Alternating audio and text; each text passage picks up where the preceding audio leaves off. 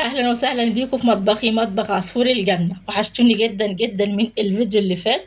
في الحر ده طبعا مش عايزين اكل مسبك ولا دسم، عايزين اكل خفيف مش تقيل على المعدة خالص. ومفيش احسن من الوجبات السريعة اللي معظمنا بيطلبها من بره، وخصوصا الولاد. بصراحة يعني تعالوا دلوقتي نعمل لهم وصفة تحفة هترضي غرورهم وتحسسهم ان هم طالبين اكل من بره. هنعمل طبعا اللي هم عايزينه بس بطريقتنا احنا او بدماغنا احنا. تعالوا دلوقتي نشوف وصفة النهاردة عبارة عن ايه.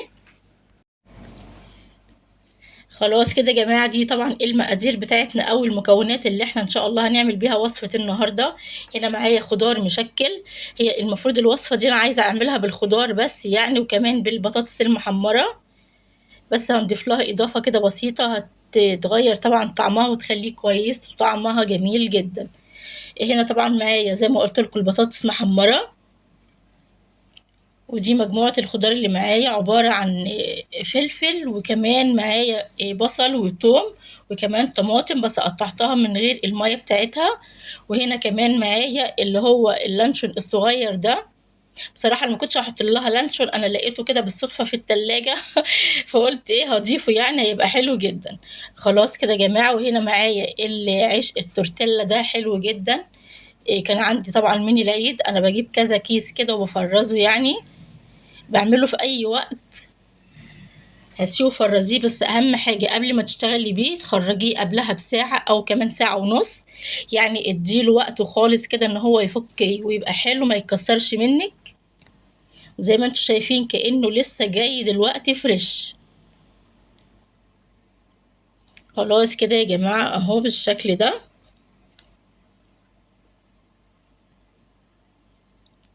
خلاص يا بنات، يلا بقى دلوقتي نشيل الورقة كده من على اللانشون بتاعنا ونبدأ نقطعه مع بعض. قطعي طبعا التقطيعة اللي انت عايزاها، ممكن كمان تبشريه لو انت حابة.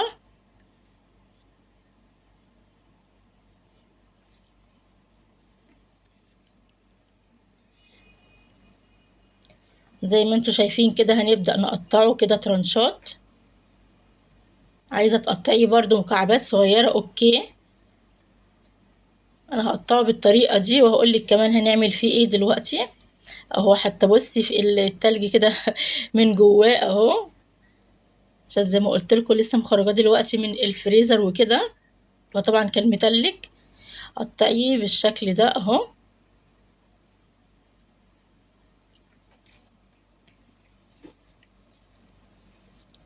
زي ما قلت لك التقطيعة مش فارقة.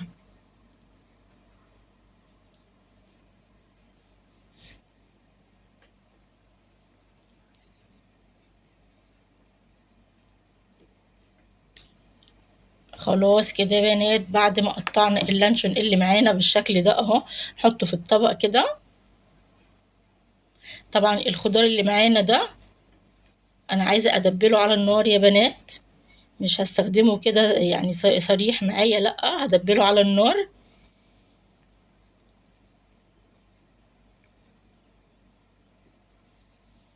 يلا بقى بينا على البوتاجاز ونكمل وصفتنا. طاسه على النار اهي يا بنات بالشكل ده، حطيت لها معلقتين من الزيت.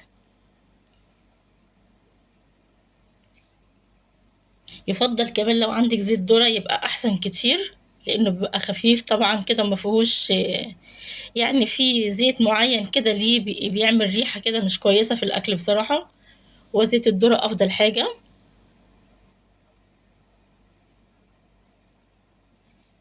ودلوقتي الزيت بقى سخن، هنزل بالبصل بس هديله بصي تقليبة واحدة بس مش كتير. وكمان هنزل بالثوم، وكمان هنا الثوم صحيح انا ما فرمتهوش او كمان يعني ما قطعتهوش قطع صغيرة، لا. هقولك ليه دلوقتي برضو. ابدأي شوحي في البصلة كده. وبعد كده هننزل بالخضار اللي معانا. الخضار عبارة عن زي ما قلنا طماطم وفلفل بالشكل ده. عايزة طبعا تحطي فلفل ألوان اوكي هيبقى كويس جدا. ونقلب بقى الكلام ده كده كله مع بعض، انا عايزاه يدبل يا جماعة.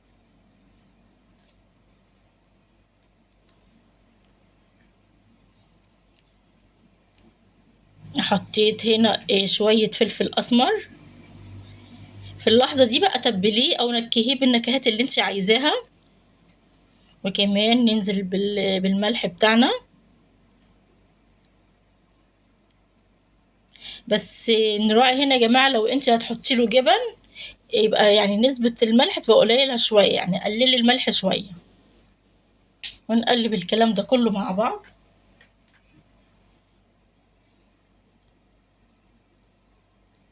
يعني قلبيه دقيقة او دقيقتين كده بالكتير.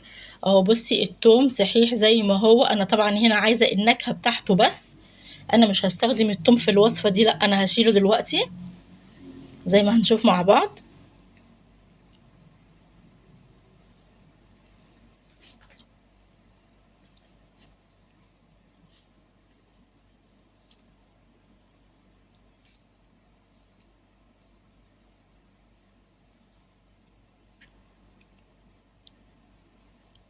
هنا الخضار بتاعنا بعد ما دبل يا جماعة اهو، نزلت كمان باللانشون اللي انا حطيته دلوقتي. ونقلب بقى الكلام ده كله كده مع بعض. دلوقتي اللانشون هيسخن، وهقولك برضه هنعمل فيه ايه. انا مش هخليه كده زي ما هو قطع كبيرة، لا.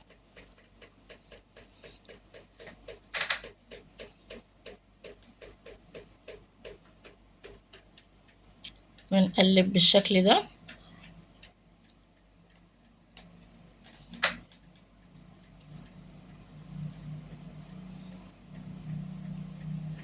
هو مش هياخد وقت كتير خالص على النار، بس خلاص هو وصل يعني للي انا عايزاه. زي ما انتوا شايفين اللانشون اللي معانا اتكسر، انا بقيت اكسره بالسباتيولا كده زي ما انتوا شايفين، واتكسر خالص. علشان كده طبعا في الاول بقولك التقطيع مش فارقه خالص، لان احنا لما هنشوحه على النار هو هيتكسر مع نفسه كده. وهنا كمان التوم انا طبعا طلعته خالص من الطاسه او من الخضار اللي انا دلوقتي بشوحه. زي ما قلت لك انا عايزه النكهه بتاعته بس انت لو حابه ممكن تفرميه وتخليه معاكي عادي. بس خلاص يا جماعه، ادي اهي الخلطه اللي احنا عملناها حلوه جدا. لسه طبعا سخنه اهي.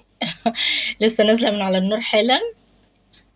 نبدا بقى دلوقتي نحشي عيش التورتيلا اللي معانا. هنا طبعا انا مش حاطه له اي صوصات خالص يا جماعه، ولا حاطه لها توميه او اي حاجه. زي ما قلت لكم انا بحب اعمل دايما الحاجات بسيطه يعني. بس خارج التصوير على فكره انا بحط صوصات وكده. انا بحب اعمل لك الحاجه يعني تبقى مش مكلفه قوي. لكن لو عندك توميه هتقدري تحطي التوميه دلوقتي قبل ما نحط الحشو بتاعنا. هنا حطيت طبعا البطاطس، وكمان هنا معلقه او معلقتين من الحشو الجميل جدا. عايزه اقول لك ريحته حلوه قوي قوي على فكره.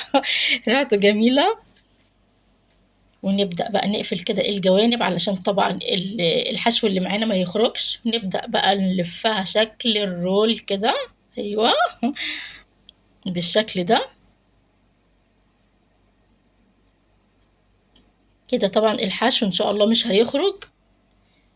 اهي من الجوانب كده طبعا مش باين الحشو خالص، فطبعا مش هيخرج وانتي بتحطيه على النار، فما تقلقيش. ونبدأ كمان نعمل واحدة تانية. بصوا يا جماعة لما نيجي نلف تخلي اللي هي فيها الناحية اللي هي تقريبا يعني مستوية عليها العيش التورتيلا ده خليها من بره، علشان طبعا يبقى شكلها حلو. اللي هي يعني الجزء اللي هو فيه البني ده اللي احنا شايفينه مع بعض. نبدأ كمان نحط البطاطس والحشو تاني. يعني هنكرر الموضوع. الحقيقة هعمل لكم دي، والباقي بقى الكمية دي هعملها مع نفسي علشان بس ما اطولش الفيديو. هنا بقى ده طبعا عايزة اعمله سبايسي يعني. فطبعا هقطع هنا فلفل سبايسي. لو انت بتحبي السبايسي اوكي حطي له، ما بتحبوش خلاص. انا ما حطيتش طبعا الفلفل السبايسي في الخلطة اللي هي قدامنا دي، علشان اللي مش بيحبه يعني. زي ما انتم شايفين قطعت واحدة وكمان اقطع التانية.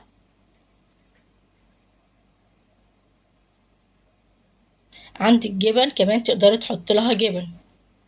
ونبدأ نلف تاني ونكرر الموضوع. مفيش اسهل من كده، سهلة جدا جدا. اهو بالشكل ده يا بنات. هبدأ الف بقى الكمية اللي معايا دي زي ما قلت لكم عشان ما اطولش عليكم.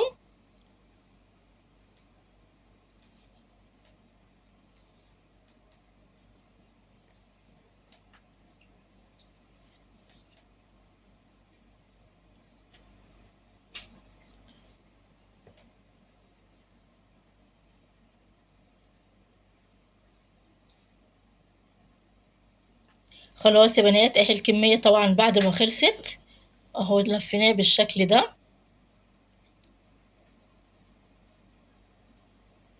اهم حاجة طبعا وانت بتلفيه رول تتني الجوانب علشان بس الحشو ما يخرجش معاكي بره. كمان هنا دلوقتي ممكن تدهني صينية وتدخلي الموضوع ده كله في الفرن تحت الشواية، وتبدأي تقلبيه لحد ما ياخد اللون طبعا المطلوب. لكن انا هنا بصراحة هعمله يعني فوق البوتاجاز، مش هدخله في الفرن ولا حاجة. هنا على الجريل يا جماعة حطيت مسحة من الزيت، وهبدأ طبعا اخليه بقى ياخد صدمة كده او ياخد لون. اهو بالشكل ده. اهم حاجة طبعا الطاسة تكون عندك سخنة وما تكتريش زيت، هي مسحة بسيطة جدا، احنا بس عايزين نلونه بس مش اكتر من كده. هو طبعا كل حاجة مستوية فيه والحشو وكل حاجة مستوية، بس احنا عايزين اللون نفسه. اهو بالشكل ده يا بنات. الوجبة دي حلوة جدا على فكرة، يعني الاكل ده من بره على فكرة بيبقى مكلف برضو، مش لو هتجيبيه من بره او هتطلبيه من بره يعني هيبقى مبلغ بصراحة. فانتي اي حشو عندك زي ما قلتلك تقدري تعمليه بالخضار بس من غير اي لحوم خالص.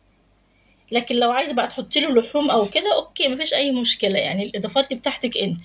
خدي الفكره وطبقيها على قد ميزانيتك انت بالظبط، والموجود عندك طبعا نشتغلي بيه، يعني مفيش حاجه هتوقفنا ابدا. اهو بصوا يا جماعه بدأ يتلون. وبصي كمان لما قلبته ما تفكش ولا اي حاجه خالص. انت مجرد ما تحطيه على النار هو هيمسك في بعضه كده، وان شاء الله مش هيتفتح منك خالص. خلاص يا بنات اهو بعد ما خلصنا الكمية اللي معانا بالشكل ده. بصي شبه الجاهز بالظبط. بصي لونه حلو جدا. تعالوا بقى دلوقتي نفتح واحدة مع بعض كده ونشوفها.